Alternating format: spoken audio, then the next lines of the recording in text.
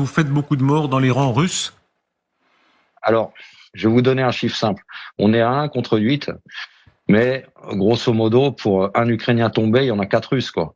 Donc, si vous voulez, on est face à la masse, mais il y a l'ingéniosité, il y a l'abnégation, il y a la volonté, il y a le désir de défendre sa terre, ou pour les volontaires, une idée. Il y a des forces à l'œuvre. Général, regard sur ça, sur le ratio que donne à l'instant... Le ratio est effrayant, 1 contre 8. Alors, normalement, on peut, en défensive, 1 contre 3, on est bien. Donc, un défenseur contre 3 assaillants. 1 contre 8, c'est un ratio qui permet de submerger les positions ennemies. Mais comme il l'a dit, ils perdent tellement de troupes dans des assauts répétés, etc., que effectivement, un soldat pour 4 tués côté russe, c'est presque un ratio de la Deuxième Guerre mondiale. C'était entre 4 et 6. Il y avait, même à la bataille de Koursk qu'ils ont gagnée, c'était les Russes, c'était 6 Russes tombés pour un soldat allemand. Mais c'est ce que nous a déjà dit Xavier Titelman ou les autres témoignages qu'on a eus. C'est-à-dire qu'à un moment donné, il y a plus de munitions et on est obligé de s'en aller parce qu'on est submergé par la masse.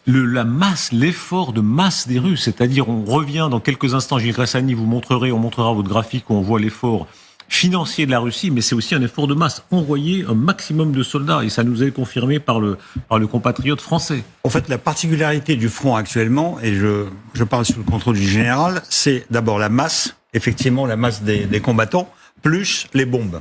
Et donc, en fait, les bombes planantes, c'est quelque chose qui permet à distance, en fait, de mettre beaucoup de pression sur le front ukrainien. Et puis après, il y a cette masse qui arrive.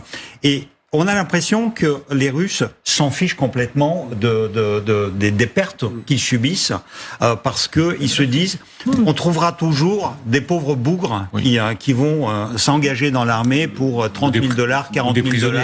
Voilà. Ou des prisonniers qui n'auront pas d'autre choix. Ou les prisonniers, ou les Coréens du Nord, en fait, on trouve, ou les Africains, parce qu'en fait, on vient de découvrir qu'il y avait aussi un combattant volontaire africain qui est mort dans la région de Koursk, et donc non mais c'est cette masse, c'est la pire des choses,